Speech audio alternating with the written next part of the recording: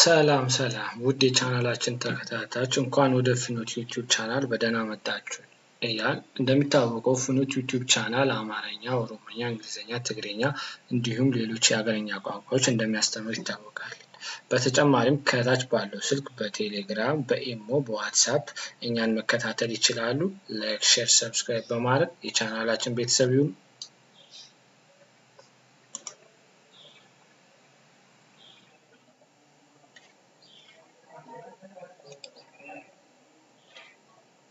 የዛሬው ትምህርታችን ደግሞ ከተ እንጀምራለን ማለት ነው። ተ ወደ እንግሊዘኛ እንዴት እንደሚጻፍ እናያለን። ተን፣ ቸን፣ ነን እና ኘን ማለት ነው። ተ አሁን ለምሳሌ ተን ወደ እንግሊዘኛ ጻፉት ልትባሉ ትችላላችሁ። ተ ወደ እንግሊዘኛ እንዴት ይጻፋል ካላችሁ ቲኢ ማለት ነው። ይሄ ወደ እንግሊዘኛ ሲጻፍ ቲኢ ይሆናል ማለት ነው። ቱ እንዴት ነው የሚጻፍ ካላችሁኛ ለምሳሌ አማርኛ የማይችል ሰው በእንግሊዘኛ ሊጽፍላችሁ ይችላል። እሱን ለማንበብ የምንቸገርም ሰዎች ስላለን ለምሳሌ ቲዩ አድርገን እንጽፈዋለን ማለት ነው። እዚህ ጋር አሁን ቱ ሲነበብ ቲዩ ማለት ነው።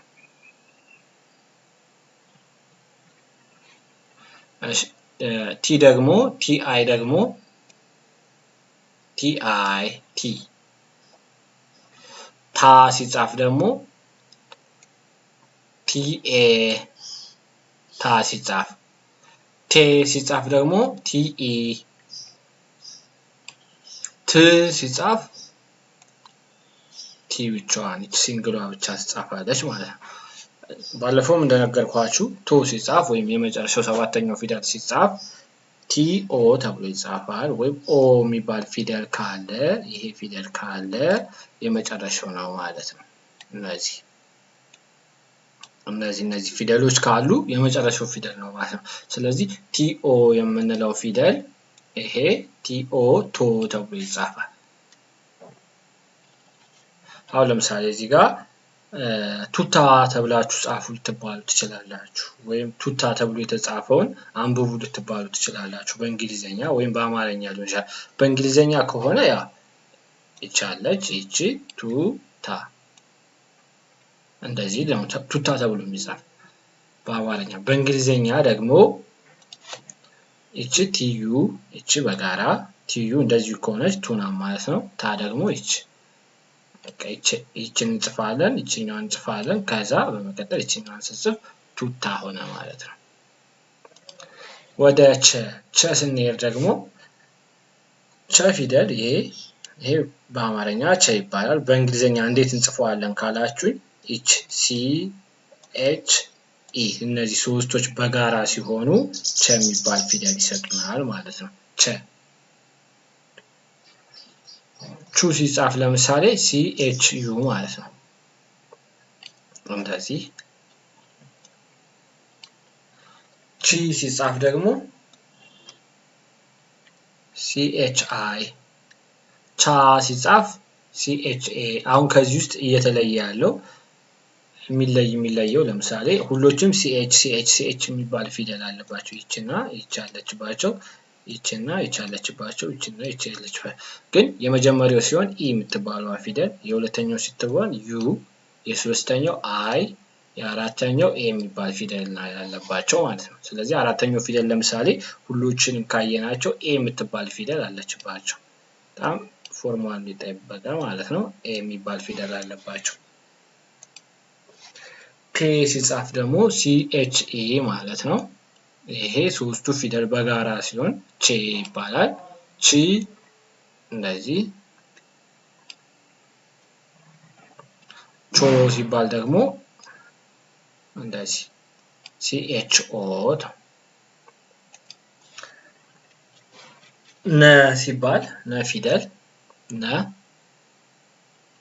ኤንኢ በጋራ ኤንኢ የሚባል ፊደል በጋራ ሲመጣ ነ ነው ማለት ነው።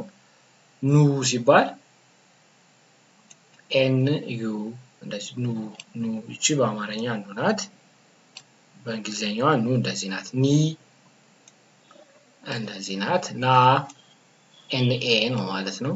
ኔ ኤንኢ ን ብቻዋን ሲንግሏ ኤን ብቻ ከሆነች ን ናት እቺ ፊደል ማለት ነው። ኖ ከሆነ ደግሞ ኤን ኦ ማለት ነው። ኤን ኦ። ስለዚህ አሁን እንዳያችሁት ኢ የምትባል ፊደል መጀመሪያው ላይ፣ ሁለተኛው ላይ ዩ የምትባል፣ ሶስተኛው ላይ አይ፣ አራተኛው ላይ ኤ፣ አምስተኛው ላይ ኢ፣ ስድስተኛው ላይ ብቻዋን ፊደሏ ብቻ ከሆነች ን ወይም የስድስተኛ ፊደል ናት። ካያችሁት ከላይ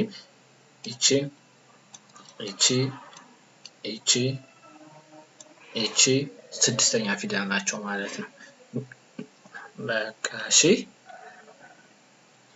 ኖ ሲባል ደግሞ ኤን ኦ ነው ማለት ነው። ወደ መጨረሻው ፊደል ስንሄድ ወይም የዛሬ ኘ የሚባል ፊደል ነው። ኘ ጂኤንኢ የሚባል እነዚህ ጂኤንኢ የሚባል ፊደል ኘ ተብሎ ይጻፋል። ኢ የምትባሏ ፊደል አያት ከዚህም ኙ ደግሞ ጂኤንዩ ከተባለ ኙ ነው። ኒ ደግሞ ጂኤንአይ፣ ኛ ደግሞ ጂኤንኤ፣ ኘ ጂኤንኢ፣ ኒ ከተባለ ደግሞ ጂኤን፣ ኞ ደግሞ ጂኤንኦ። እንዳያችሁት የሰባተኛው ፊደል ኦ የሚባል ፊደል ሁሉም ላይ ያለበት፣ የስድስተኛው ምንም፣ የአምስተኛው ኢ የሚባል፣ የአራተኛው ፊደል ደግሞ ኤ የሚባል፣ የሶስተኛው አይ የሚባል፣ የሁለተኛው ፊደል ደግሞ ዩ የሚባል ፊደል፣ የመጀመሪያው ፊደል ያን ኤ የሚባል ፊደል ይጨመርበታል ማለት ነው። እናንተ ከዚህ ውስጥ ቃላት መመስረት ትችላላችሁ ማለት ነው።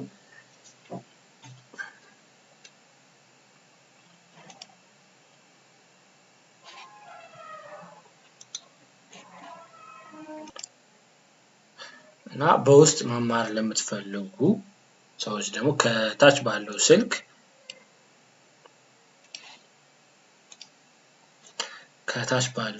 በዚህ ስልክ በቴሌግራም፣ በዋትስአፕ፣ በኢሞ ማናገር ትችላላችሁ። ላይክ ሼር በማድረግ የፍኖት ቤተሰብ ይሁኑ። እናመሰግናለን።